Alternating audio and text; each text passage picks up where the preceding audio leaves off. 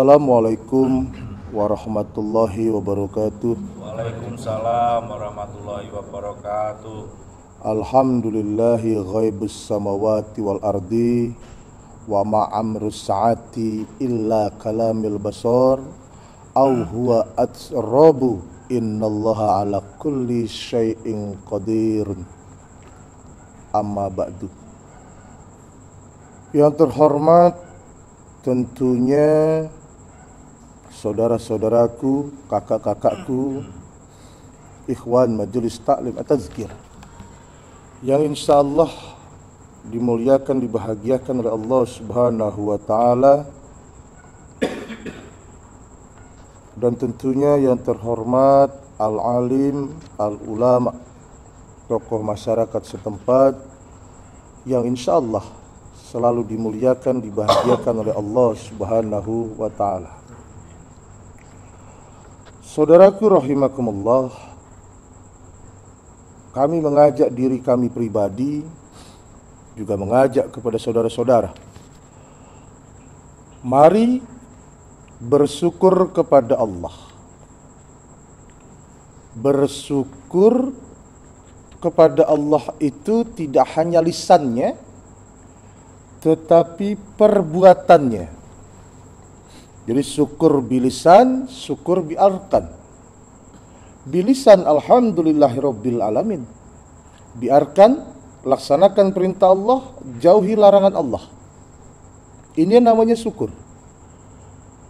Maka barang siapa yang bersyukur dia bahagia, barang siapa yang bersyukur dia akan ditambah nikmat oleh Allah. Tetapi sebaliknya, apabila dia tak mau bersyukur, suatu hari nanti azab Allah sangatlah pedih. Dulu sekian tahun yang lalu sering saya bicara, manusia yang bersyukur itu manusia yang berani berbuat kebaikan. Manusia yang bersyukur kepada Allah, manusia yang mau melaksanakan perintah Allah, salah satunya sholat, puasa, zikrullah, membaca Al-Quranul Karim. Itu adalah wujud terima kasih kita kepada Allah. Maka ayo, tidak hanya lisannya mengucap alhamdulillahirabbil alamin, jelas Allah itu sudah terpuja dan terpuji. Nah sekarang bagaimana kita jadikan diri kita pribadi terpuja dan terpuji, di mana langkah dan perbuatannya. Manusia yang bersyukur itu mengucap alhamdulillahirabbil alamin adalah salah satu wujud terima kasihnya kepada Allah Subhanahu wa taala. Terima kasih atas apa? Terima kasih ya Allah sudah dihadirkan ke muka bumimu ya Allah. Terima kasih ya Allah kau berikan orang tua yang baik. Terima kasih ya Allah kau berikan kawan yang baik. Terima kasih ya Allah kau berikan pekerjaan yang baik. Terima kasih ya Allah kau berikan guru yang baik. Terima kasih ya Allah kau hadirkan hidayah yang baik. Hidayah untuk bisa bertuhankan Allah Subhanahu wa taala secara kafah. Ya ayyuhalladzina amanu fi silmi kafah. Jangan tanggung-tanggung kata Allah. Kalau mau bertuhan jangan tanggung-tanggung. Menyeluruhlah. Jangan tanggung, juga jangan ragu dalam bertuhan kepada Allah. Nah, terima kasih yang hakiki itu bagaimana? Terima kasih. Habis dia terima, dia berani ngasih. Enggak cuma terima toh. Kalau sampean makan terus bertahun-tahun makan enggak keluar, sampean masuk rumah sakit. Mau berterima kasih dengan apa kata Allah? Apa yang sudah kita dapat, kembalikan agar diri menjadi manfaat. Allah kasih kita harta, bisa nggak kita balikin lagi harta ini kepada mereka yang lebih membutuhkan? Jadilah jembatan, jadilah perantaranya Allah. Ini yang dikatakan inna akramakum indallahi atqakum. Kemuliaan akan dihadirkan oleh Allah buat kita. Allah akan muliakan hamba-hamba Allah yang takwa. Karena syukur itu adalah takwa. Jelaslah in syakartum la azidanakum wa la in kafartum inna azabi lasadid. Apabila engkau berterima kasih kepadaku, engkau bersyukur kepadaku, maka akan kutambah nikmat, kata Allah. Kalau sudah terbiasa memberi, kalau sudah terbiasa berbagi, maka hadir nikmat apa? Nikmat bahagia bisa membantu sesamanya. Hadir nikmat bahagia bisa membantu saudaranya. Kalau dia tidak membantu saudaranya dalam jangka waktu 1 kali 24 jam. Kalau dia tidak bisa membantu saudaranya dalam jangka waktu 1 minggu, dia tidak bisa membantu saudaranya dalam jangka waktu 1 bulan, gelisah, resah. Seperti hidup ada yang kurang. Maka akan ditambah, kata Allah, akan kuberikan lagi, kamu akan kuberikan lagi. Tidak menutup diberikan kebahagiaan, tidak menutup diberikan harta lagi, tidak menutup ditambah lagi keyakinan, tidak menutup Allah itu akan membuka berbagai macam cara untuk memberikan yang lebih untuk kita apabila kita mau bersyukur kepada Allah Subhanahu wa ta'ala. Tetapi sebaliknya, apabila kamu tak mau terima kasih kepadaku, azabku sangatlah pedih. Apa azab Allah yang terpedih di muka bumi? Azab Allah yang terpedih di muka bumi ini, kalau ayat untuk orang Yahudi itu dikasih sama kita. Ayat ini untuk orang Yahudi, tetapi ini dikasih sama kita. Azab ini diberikan oleh kita. Khatamallahu ala qulubihim wa ala sam'ihim wa ala absarihim ghisawatu wa lahum azabun azim. Ini ayat ini untuk orang Yahudi ini. Tapi tidak menutup diberikan kepada kita kalau kita tak mau terima kasih kepada Allah. Kalau kita nggak tahu diri kepada Allah. Selesai sudah, kata Allah, kututup matamu, kubutakan matamu, kutulikan telingamu, kulumpuhkan kakimu, kubuat tanganmu susah untuk berbuat baik. Telingamu tuli dari mendengar ayat-ayat Allah. Matamu buta dari melihat kebesaran Allah. Kakimu lumpuh menuju ihdinas siratal mustaqimnya Allah. Saudaraku rahimakumullah, Allah sang Khalik pencipta tahu sekali kelemahan ciptaannya. Kayak kita ini menciptakan segala sesuatu, kita tahu ini umurnya berapa lama, ketahanannya berapa lama, kelemahannya berapa lama. Manusia bisa bikin motor. Motor ini di usia 3-4 tahun harus ganti onderdil. Motor ini di usia 2 tahun kalau dipakai setiap hari maka dia harus ganti ban. Allah tahu manusia punya kelemahan. Allah tahu manusia ciptaannya ada kelemahan di balik kesempurnaannya. Apa kelemahan kita? Di saat usia 40 tahun ke atas, badan sudah mulai lemah, penyakit sudah mulai datang.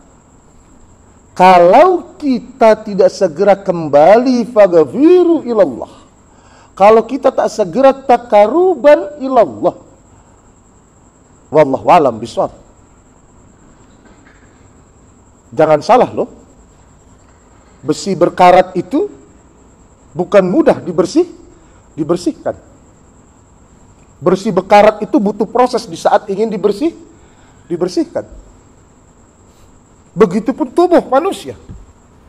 Apabila manusia ini tidak pernah ibadah sama sekali sampai dia usia 40 tahun, di saat hadir hidayah, dia ingin ibadah itu kalau tak ada kebersamaan, kalau tak ada kelompok, kalau tak ada teman, bukan hal yang mudah.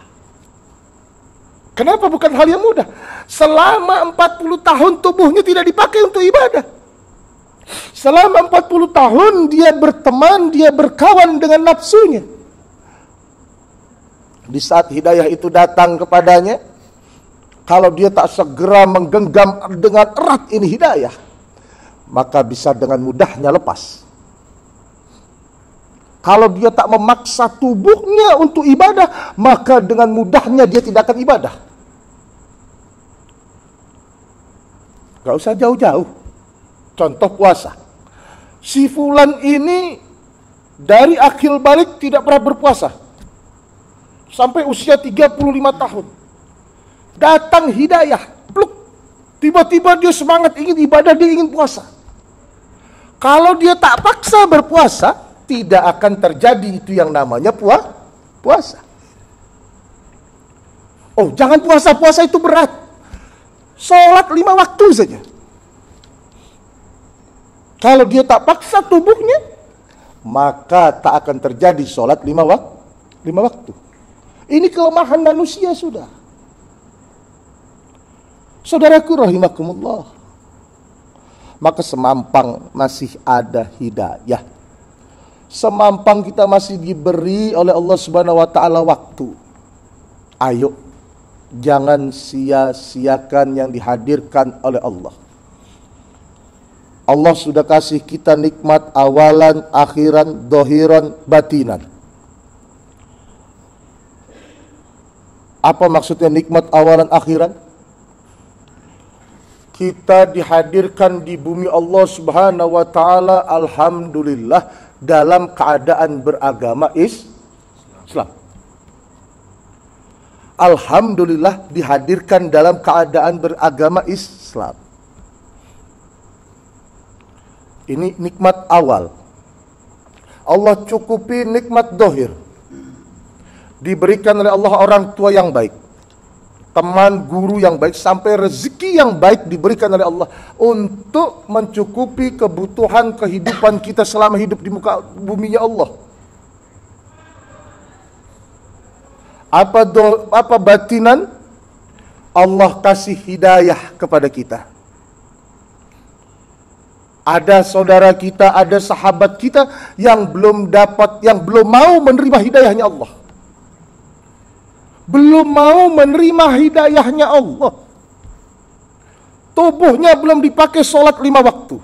Hatinya belum dipakai berzikir. Bibirnya tidak dipakai untuk melantunkan sholawat kepada Allah. Al-Quranul Karim tidak dibuka sama sekali. Ada juga yang blas sama sekali. Tidak memikirkan kehidupan akhiratnya. Alhamdulillah kita yang hadir di sini sama Allah diberi nikmat batin untuk kenal agamanya Allah, untuk bertuhankan Allah Subhanahu wa taala, dan alhamdulillah kita menerimanya. Ada sahabat dan saudara kita yang belum menerimanya. Apa nikmat akhir?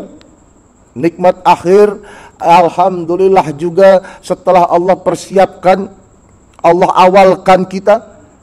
Jadi dari awal kita sudah dilahirkan jadi seorang muslim. Setelah itu dicukupi kebutuhan kita, gitu. Lahirnya dicukupi kebutuhan kita, batinnya kita dipertemukan dengan saudara-saudara yang seiman, yang sejalan, yang mau berusaha memaksa dirinya beribadah kepada Allah. Nikmat akhir di saat inna lillahi wa inna ilaihi rajiun, sudah ada yang ngurus.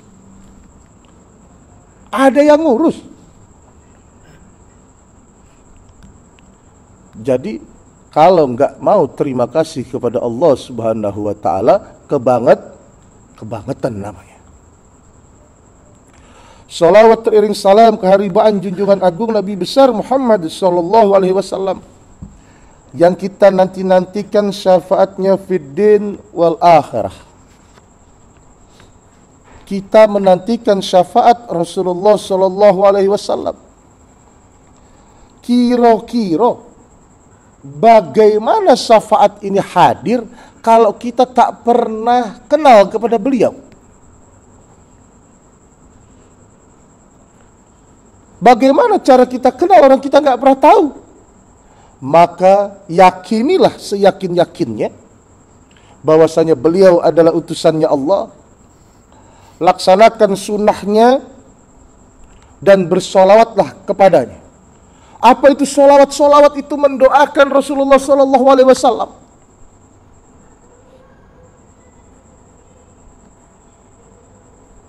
Yakin, ainul yakin, hakul yakin. Yang bersolawat dan mau melaksanakan sunnah Rasulullah, maka Allah akan hadirkan syafaat. Apa Rasulullah yang memberikan syafaat? Betul Rasulullah yang memberikan syafaat, tetapi hak prerogatifnya tetap dari Allah Subhanahu wa ta'ala. Kita ini adalah umat yang istimewa. Umat akhir zaman punya satu kelebihan. Umat akhir zaman adalah umat yang istimewa. Maka berbahagialah kita. Kenapa kok istimewa? Kata Nabiullah Muhammad, umat akhir zaman adalah umatku yang akan diistimewakan oleh Allah. Dan akan diistimewakan oleh Rasulullah. Kenapa diistimewakan oleh Rasulullah SAW? Kita ini nggak kenal sama Nabiullah Muhammad. Kita ini nggak pernah melihat rupanya, nggak pernah mendengar suaranya. Hanya dapat cerita, dan cerita. Alhamdulillahnya apa? Alhamdulillah kita meyakininya, walaupun kita tidak melihatnya, kita tidak pernah mendengar suaranya. Dari ceritanya kita sudah meyakininya bahwasanya dialah utusan Allah Subhanahu wa taala awalan akhirat.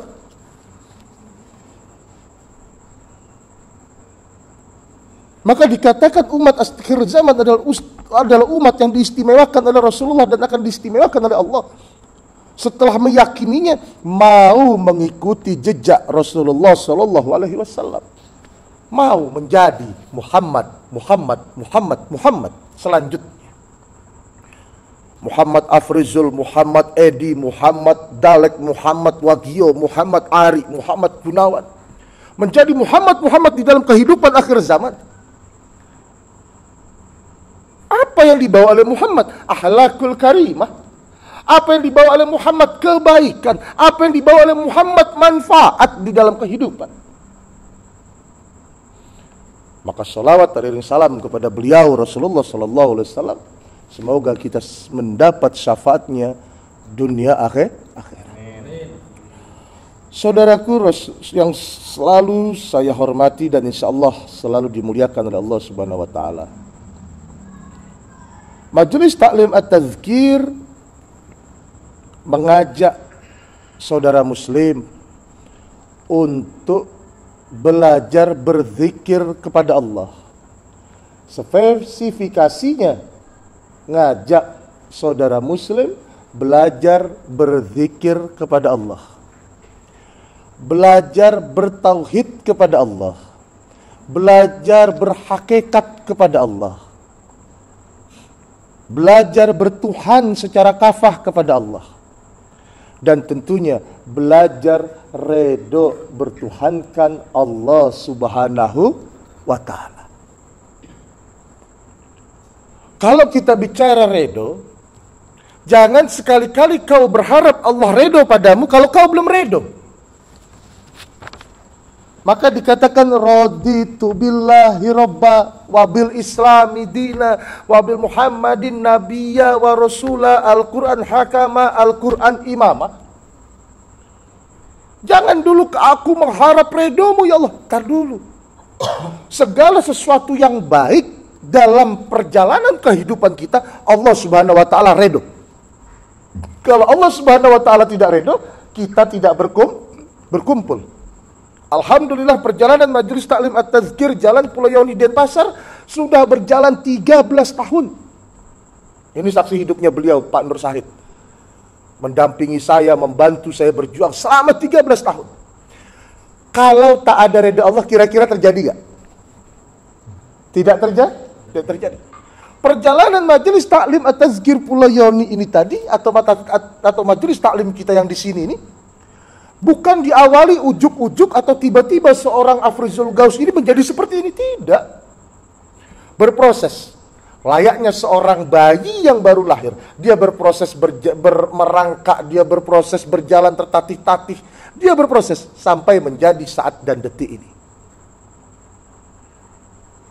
Apa ini sudah benar, apa ini sudah sampai, apa ini sudah pintar? Belum.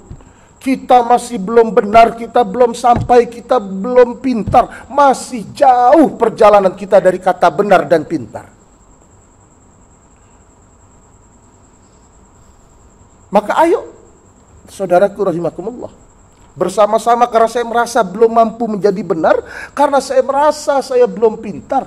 Saya ingin belajar untuk menjadi benar dan belajar menjadi pintar. Pintar yang bagaimana? Pintar yang benar. Karena kalau pintar tapi sifatnya tak benar, akhirnya menjadi suatu kebodohan. Orang bodoh kalau dia benar, akhirnya menjadi pintar. Karena saya merasa saya tidak mampu berjalan sendiri, saya ajak teman-teman, ayo bersama-sama kita belajar bertuhan, ayo bersama-sama kita belajar benar, ayo bersama-sama kita belajar agar menjadi pintar yang benar. Dengan bagaimana? Dengan melaksanakan perintah Allah, menjauhi larangan Allah, dan menjalankan sunnatullah. Menjalankan juga sunnahnya Rasulullah SAW. Salah satu sunnah Rasulullah SAW apa? Berzikir. Rasulullah menyunahkan kita untuk belajar berzikir kepada Allah Subhanahu wa taala. Rasulullah mengajak kita untuk belajar ingat kepada Allah Subhanahu wa taala.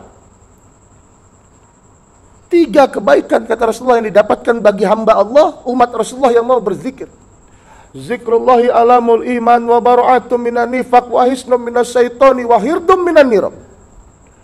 Zikrullah itu benderanya keimanan, terbebasnya sifat kemunafikan, api neraka tak mau menjilat hamba Allah yang rajin berzikir kepada Allah. Bagaimana kita berzikir kepada Allah? Salat. Ala bizikrillah tatma'innul qulub. Salah satunya. Salat salahnya berzikir. As-salatu li dzikri. Setelah itu memanggil nama Allah di dalam setiap keadaan sebagaimana diperintah oleh Allah di dalam Al-Quran. Dari pagi hingga siang, dari siang hingga malam, dalam keadaan dudukmu, dalam keadaan berbaringmu, kau panggil nama Allah di dalam hatimu. Entah itu dengan istighfar mohon ampun, entah itu dengan tahlil la ilaha illallah, entah itu dengan tahmid alhamdulillah, entah itu dengan bertasbih subhanallah, ataupun dengan membaca asmaul husna 99 sifatnya Allah.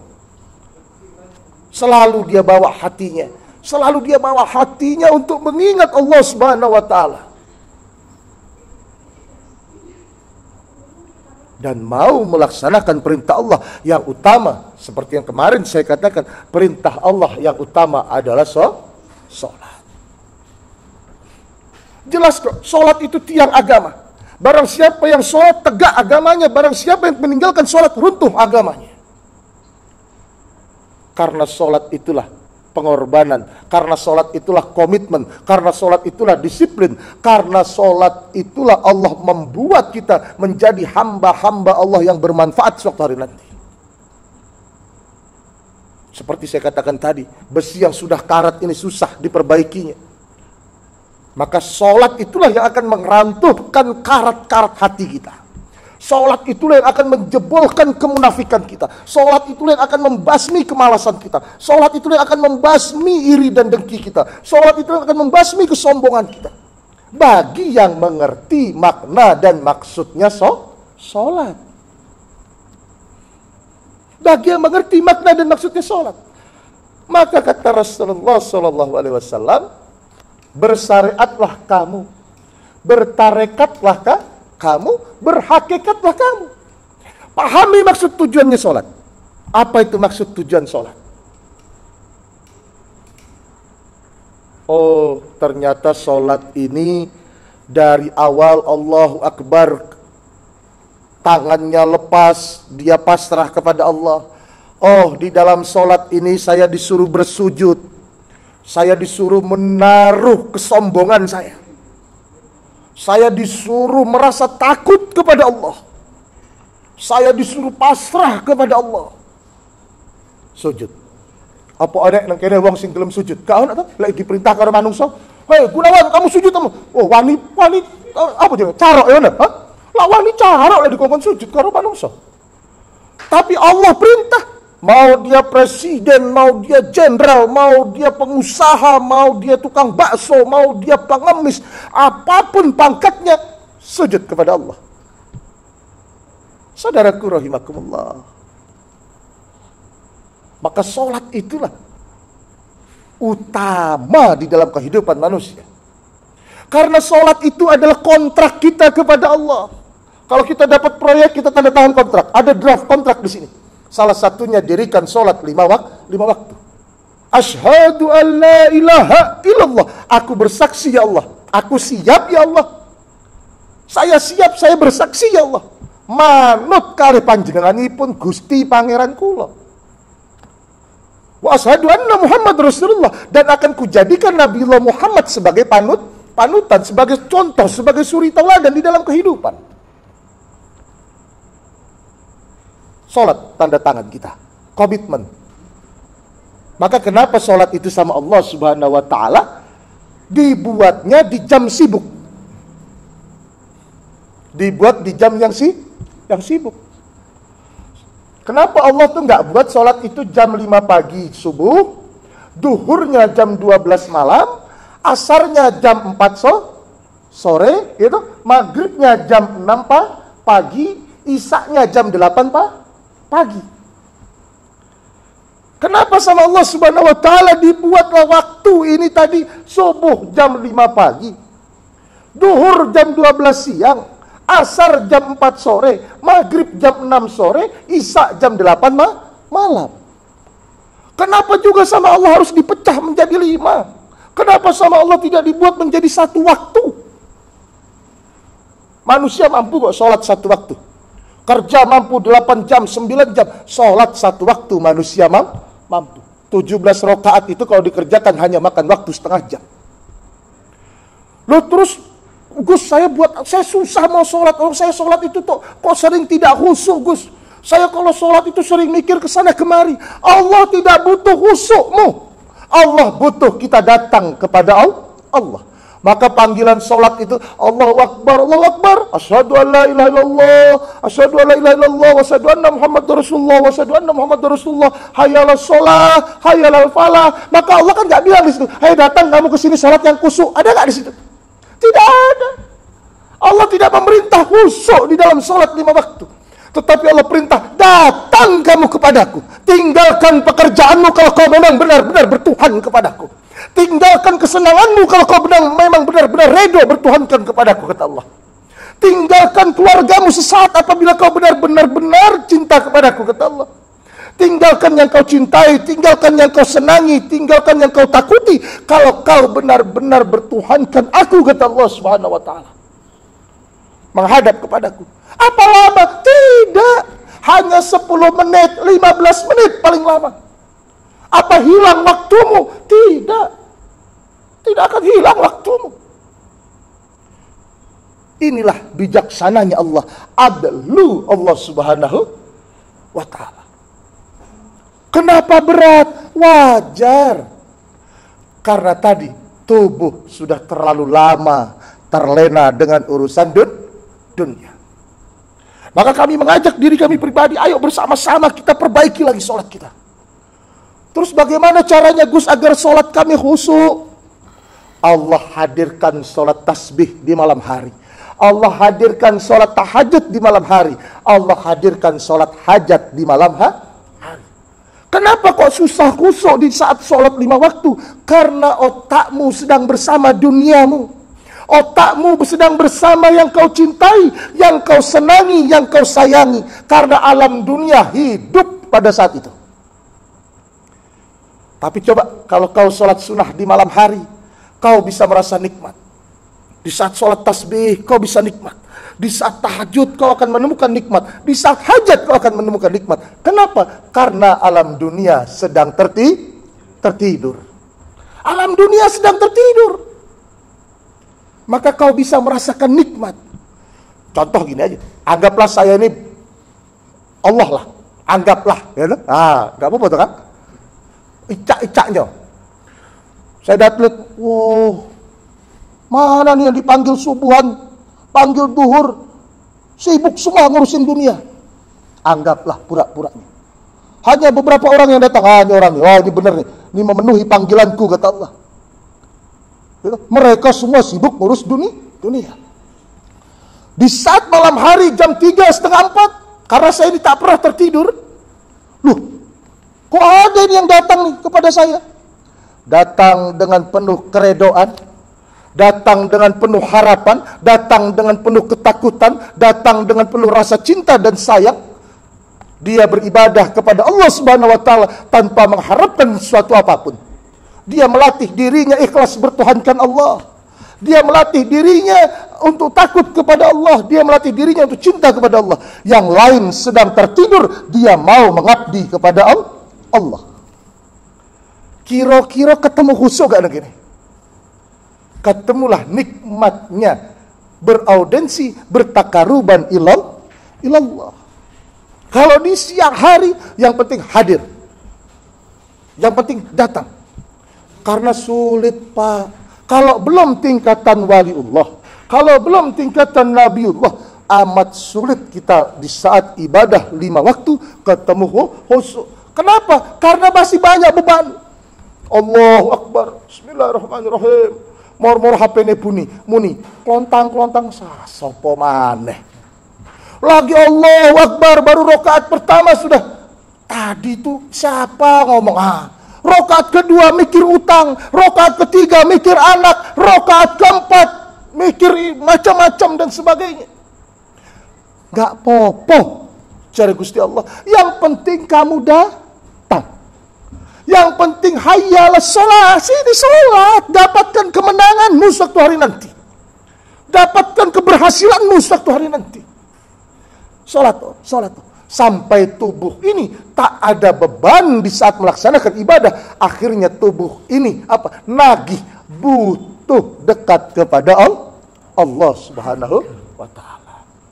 Saudaraku rahimakumullah, maka kami mengajak, ayo paksa tubuhmu untuk tunduk kepada Allah. Paksa hatimu untuk dekat kepada Allah. Sambil nunggu lampu merah, wirito, zikirlah, panggillah nama Allah sambil nunggu lampu merah, gak rugi. Cuma 1 menit lampu merah itu, 2 menit lampu merah. Jakarta mungkin lampu merah ada yang 5 menit. Sambil duduk, paksa hati. Selama ini gak pernah zikir, megang setir. Dilihat aja angkanya itu. Ya Allah, ya Allah, ya Allah. Kalau belum bisa, ya Rahman, ya Rahim. Belum bisa, subhanallah. Belum gak suka sama, cari asma yang lain yang menurutmu suka, yang menurutmu enak. Atau dengan istighfar, astagfirullahaladzim, astagfirullahaladzim, astagfirullahaladzim. Bayangkan 1 menit itu dipakai berzikir. Itu 1 menit 60 detik. Kalau per detik per asma, berarti sudah 60 kali memanggil asma Allah. Kalau dalam perjalanan ketemu 10 lampu merah, pingke, berarti sudah 600 kali kita beristighfar kepada Allah. Ayo, biasakan hati ini untuk berzikir. Sedang tengok-tengok santai-santai, atau yang sedang gak enak badan, gak bisa sholat 5 waktu, berzikirlah. Kau sedang sakit, sulit kau pakai tubuh untuk sholat, berzikirlah kamu. Paksa, pegang tasbih. Atau bersolawatlah, bertasbihlah, beristighfarlah. Apapun itu, biasakan hati untuk memanggil nama Allah. Kenapa? Karena kebiasaan ini yang akan kita bawa di saat kita sakaratul maut. Saudaraku rahimakumullah, terima kasih. Dohiran wal batinan, mohon maaf apabila ada tutur-pitutur ngelantur, tidak teratur, tak sopan. Insyaallah pengajian kita terus setiap hari per kelompok seperti ini sebelum masa Covid ini selesai atau sebelum pemerintah. Kalau pemerintah sudah kasih kabar boleh kembali normal, maka kita akan kembali seperti dia kala seminggu sekali malam Senin. Nah, sementara sebelum ini belum normal, maka setiap hari kita ngaji tapi ganti orang, 10 orang atau 15 orang insyaallah. Sekali lagi mohon dibukakan pintu maaf sebesar-besarnya dohiranul batinan. Sehabis ini kita sholat hajat nurul maghfirah, kita minta ampunan kepada Allah.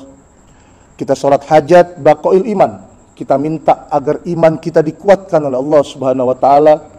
Setelah itu kita sholat hajat lagi agar kita dijaga iman dan Islam kita dan terjaga iman dan Islam kita dalam hajat nanti. Mohon kepada Allah agar minta dijaga oleh Allah. Setelah itu kita minta kita hajat lagi. Hajat adalah permohonan. Kita mohon lagi kepada Allah istigharatil iman agar kita selalu diberi petunjuk di dalam beriman dan selalu diberi petunjuk di dalam kebenaran selama hidup di bumi Allah Subhanahu wa taala. Dan setelah itu kita akan berzikir bersama dan berdoa bersama. Terima kasih. Assalamualaikum warahmatullahi wabarakatuh. Waalaikumsalam warahmatullahi wabarakatuh.